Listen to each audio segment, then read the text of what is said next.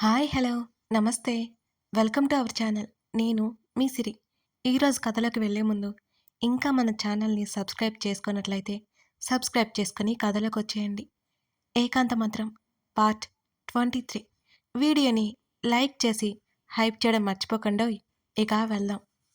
మైతు అంటూ చిన్నగా చెప్పొద్దని పిలుస్తూ అంది సాహితి. గబగబా అక్కడి నుంచి వెళ్ళిపోవడానికి అన్నట్టు పైకి లేచింది. నేనేదో సరదాగా అన్నాను, నోరు మూసుకొని కూర్చో అంది మైత్రి. సాహి వెళ్ళిపోతున్నామని పిలిచాడు అర్జున్. ఆమెకి వణుకొచ్చేసి గుండె వేగం పెరిగింది. మైత్రి ఎక్కడ విషయం చెప్పేస్తుందో అని. ఆమె అడుగులు అక్కడే ఆగిపోయాయి.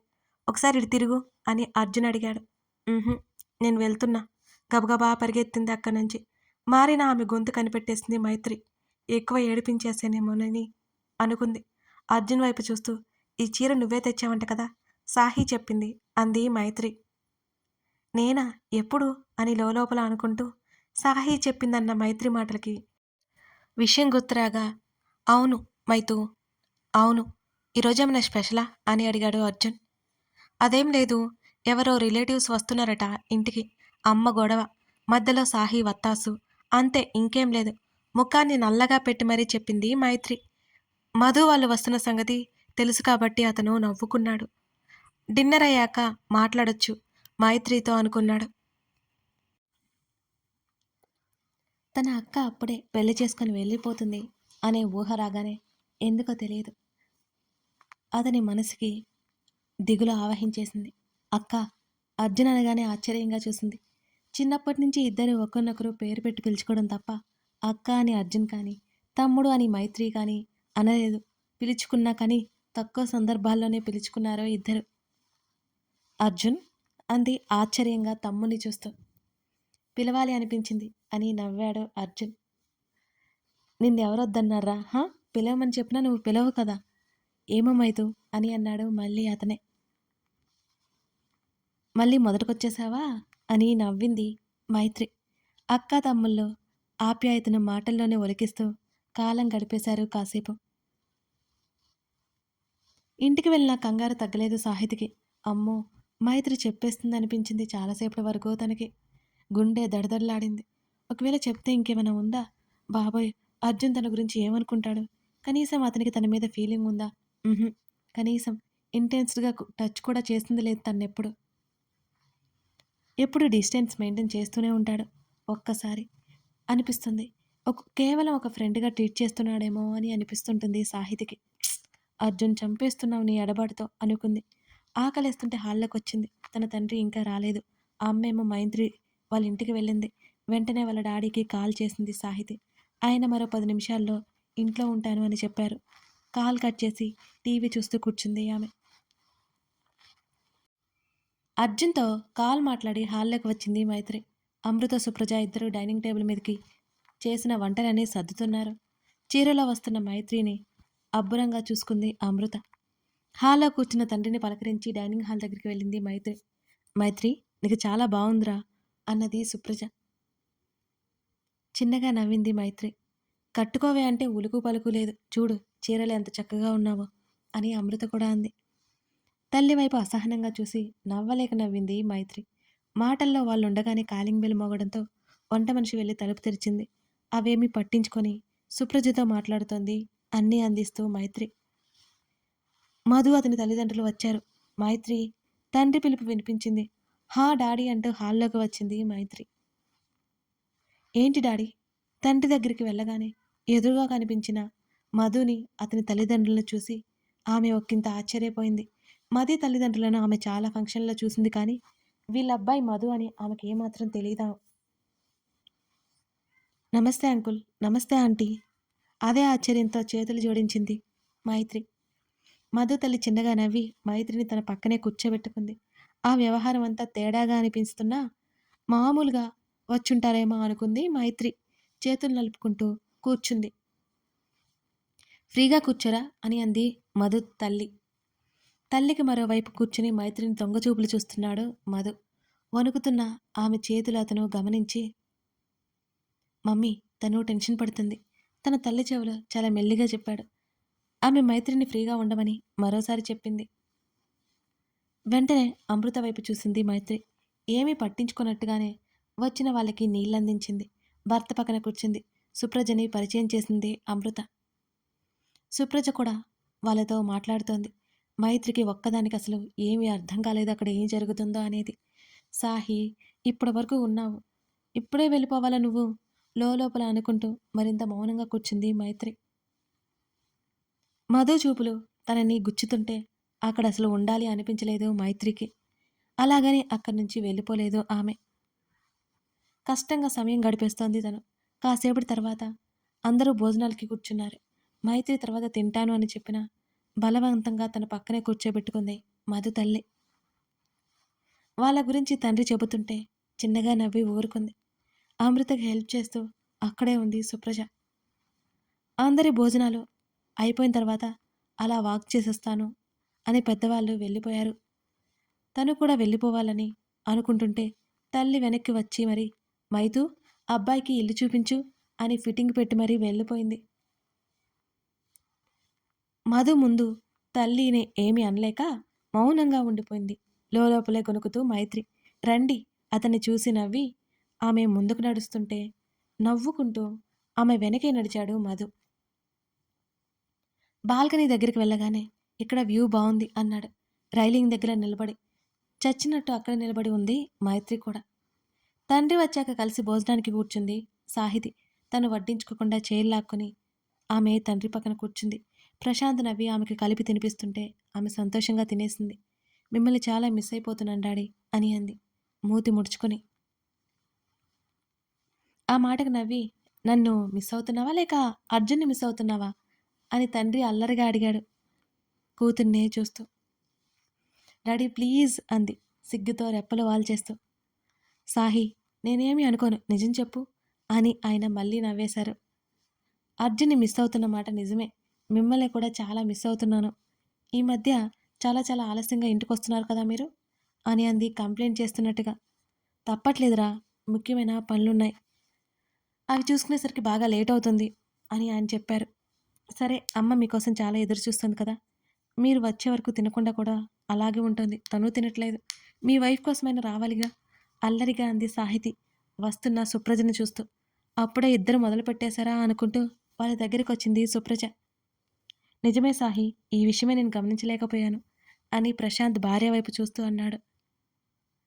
నా పొట్ట నిండిపోయింది డాడీ, మమ్మీకి పెట్టేయండి అని మరింత అల్లరిగా పలికి అక్కడి నుంచి గదిలోకి తుర్రుమంది సాహితి. కూతురు మాటలకు భార్యాభర్తలిద్దరూ నవ్వుకున్నారు. అర్జున్, ఇదిగో ఈ చిరుగాలి నా మాట వినట్లేదు, బ్రతిమాలి బుజ్జగించి దాన్ని నీ దగ్గరికి పంపించాను. అది నిన్ను చేరుకుందా? నువ్వు చెప్పకముందే నాకు తెలిసిందిలే అది నిన్ను చేరుకుంది అని. ఎలా అని నీకు ఆశ్చర్యంగా ఉంది కదూ. నీ వెచ్చటి ఊపిరి మోసుకొచ్చి నాకు అందించింది. నీ ఊపిరి స్పర్శ ఒక్కసారిగా నన్ను చుట్టేసి గిలిగింతలు పెట్టేస్తోంది. త్వరగా వచ్చేవు, ఈ ఎడబాటుని చెరిపి దూరం దగ్గర చేయవు. అర్జున్ అతని ఫోటో కింద రాసి ఆ పుస్తకాన్ని హృదయానికి హత్తుకుంది సాహితి. గాలికి రేగుతున్న జుట్టును సుకుమారంగా చెవి వెనక్కి తోసుకుంటూ గార్డెన్లో మాట్లాడుకుంటున్న తల్లిదండ్రులను, మధు వాళ్ళ తల్లిదండ్రులను చూస్తోంది మైత్రి. ఆమెనలా చూస్తుంటే అతని మనసు లయ తప్పుతోంది. మైత్రి మధు పులుపు వినిపించగానే గబుక్కున తల తిప్పింది. ఏదైనా మాట్లాడొచ్చు కదా అని అతను అంటుంటే, థ్యాంక్ యూ, ఆ రోజు హెల్ప్ చేశారు అని మెల్లిగా అంది. మాట్లాడమంటే అదా అని అదోలా ముఖం పెట్టుకున్నాడు మధు. ఇట్స్ ఓకే, ఇప్పుడు మనకి పెళ్లి చూపులు జరుగుతున్నాయి తెలుసా నీకు అని మధు అనగానే ఆమె కళ్ళు ఒక్కసారిగా పెద్దవయ్యాయి. ఏమంటున్నారు మీరు మరోసారి అడిగింది మైత్రి. నిజంగానే ఆమెకు తెలియదు, మనకి పెళ్లి చూపులు అరేంజ్ చేశారు అంటూ ఆమెను చూశాడు మధు. ఒక్కసారిగా షాక్ తిన్నట్టు చూసింది మైత్రి అతని మాటలు విన్నాక. మనకి పెళ్లి చూపులా? జోక్ చేస్తున్నారు కదూ, మా మమ్మీ నాతో చెప్పలేదుగా అంది మైత్రి ఒక్కింత కంగారుగా. లేదు మైత్రి, ఇది నిజం, నన్నే చెప్పమన్నారు. మీరు నాకు బాగా నచ్చారు, మీ అభిప్రాయం కోసం ఎదురు చూస్తుంటాను, మీకు కావాల్సినంత సమయం తీసుకోండి సరేనా అని అన్నాడు మధు నవ్వుతూ. బుర్రంతా గిర్రున తిరిగిపోతున్నట్టు అనిపించింది మైత్రికి ఆ క్షణం. అమృత మీద విపరీతమైన కోపం వచ్చింది. ఒక్క మాట కూడా చెప్పలేదు తనకి. మైత్రి మధు పిలుపుకి తలెత్తి చూసింది ఆమె. టెన్షన్ పడకండి, మీ గురించి తెలుసుకోవచ్చా అని అడిగాడు మధు.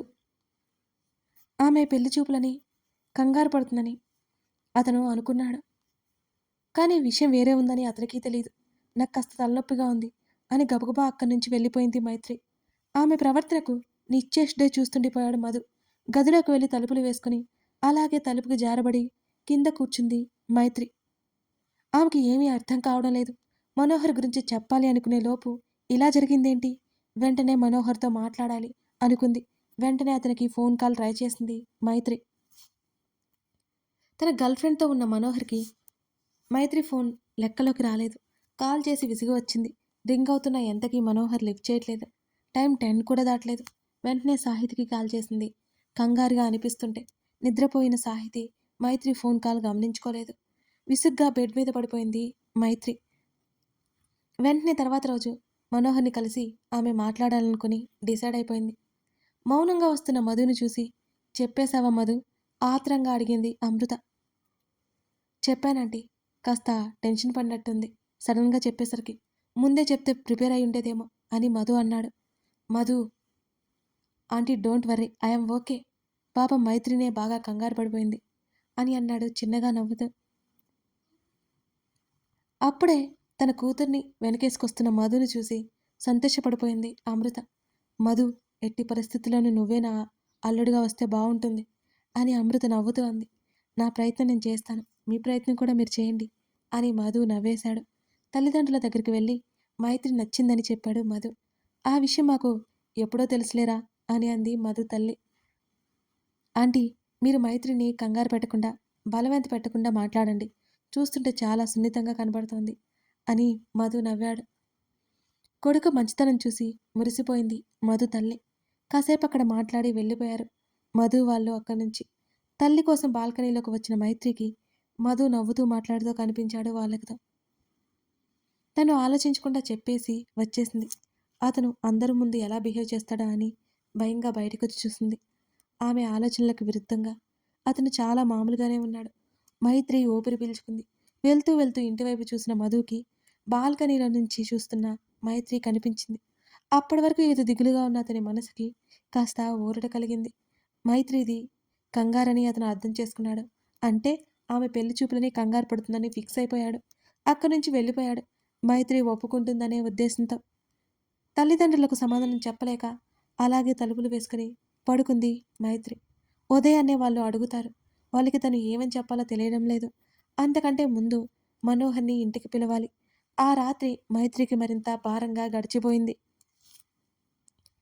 విచిత్రంగా తన తల్లిదండ్రులు మైత్రిని ఏమీ అడగలేదు. అది కూడా ఒక అందుకు మంచిదే అనుకుంది మైత్రి. అప్పుడే కదా తను చెప్పకుండా ఉండగలదు. మైత్రి ఖచ్చితంగా గొడవ పడుతుందని ఎక్స్పెక్ట్ చేసిన అమృతకి బయటికి వెళ్తున్నానని చెప్పి మైత్రి వెళ్ళిపోయింది. వింతగా అనిపించింది మైత్రి ప్రవర్తన. సాహితి అప్పటికే కాలేజీకి వెళ్ళిపోవడంతో ఆమెకు దిక్కు తోచలేదు అసలు. వెంటనే మనోహర్కి కాల్ చేసింది మైత్రి. మైతూ అన్నాడు కాల్ లిఫ్ట్ చేసి. మను ఎక్కడా? లో గొంతుకతో మాట్లాడింది. అతని పక్కనే ఆదమర్చి నిద్రపోతున్న ప్రియని చూస్తూ ఆఫీస్కి వెళ్ళడానికి రెడీ అవుతున్నాను మైతూ అంటూ ప్రియకి వినిపించకూడదు అని పక్కకు వచ్చాడు మనోహర్. మను నిన్ను అర్జెంటుగా కలవాలి. మైత్రి స్వరంలో కంగారు అర్థమైపోయింది మనోహర్కి. నువ్వు బానే ఉన్నావా అని అడిగాడు మనోహర్ మైత్రిని. ఆమెని ఎంత డబ్బు కోసం పెళ్లి చేసుకోవాలనుకున్నా ఆమె అంటే ప్రేమే మనోహర్కి. ఎక్కడున్నావో చెప్పు వచ్చేస్తాను. మీ ఆఫీస్ అడ్రస్ షేర్ చేయి అనగానే కంగారు పడిపోయాడు. ప్రియా వాళ్ళ ఆఫీస్లో అతను పనిచేస్తున్నాడు. ఇప్పుడు అక్కడికి మైత్రి వచ్చిందంటే ప్రియకి నిజం తెలిస్తే పెద్ద గొడవైపోతుంది. అందుకే అతను చెప్పలేకపోయాడు. ఏం చేయాలో అర్థం కాలేదు మనోహర్కి కాసేపు. ముందు టెన్షన్ పడకుండా ఏమైందో చెప్పు అని అన్నాడు మనోహర్ మెల్లిగా మాట మారుస్తూ. నిన్ను కలవాలి. త్వరగా ఎక్కడికి రమ్మంటావో చెప్పు మను. ఇలా ఫోన్లో చెప్పుకునే విషయం కాదు. మైత్రి కంగారుగా ఖచ్చితంగా మాట్లాడుతున్న ఆమె మాటలకు షాక్ అయ్యాడు. గుడి దగ్గర కలుద్దాం అని మనోహర్ వెంటనే అన్నాడు. నేను ఆల్రెడీ బయలుదేరిపోయాను. నువ్వు త్వరగా వచ్చేయ్ మను అని కాల్ కట్ చేసింది మైత్రి. ఏదో జరిగి ఉంటుందని ఎక్స్పెక్ట్ చేశాడు మనోహర్. అతను గుడికి బయలుదేరారు. కథ కొనసాగుతోంది. మరి మైత్రి మనోహర్ పెళ్ళి జరగబోతుందా లేదా ఇంకేమవుతుంది? మనోహర్ గురించి మైత్రి తెలుసుకుంటుందా? మిగతా ఇవన్నీ కథ తెలియాలి తెలియాలి అంటే మీరు ఈ తర్వాత కథను భాగం మీరు కోసం ఫాలో చూడాల్సిందే. అయిపోవాల్సిందే. కథ కథ నచ్చితే నచ్చితే కామెంట్ చేసి లైక్ చేసి కామెంట్ అలాగే చేయడం లైక్ చేసి మర్చిపోకండి. మన ఇంతకీ ఛానల్ని మీకు ఈ సబ్స్క్రైబ్ స్టోరీ చేసుకోండి. నచ్చిందా లేదా థ్యాంక్ యూ. చెప్పేయండి. Thank you for watching this video. మరో ఎపిసోడ్‌తో మనం మళ్ళీ కలుద్దాం.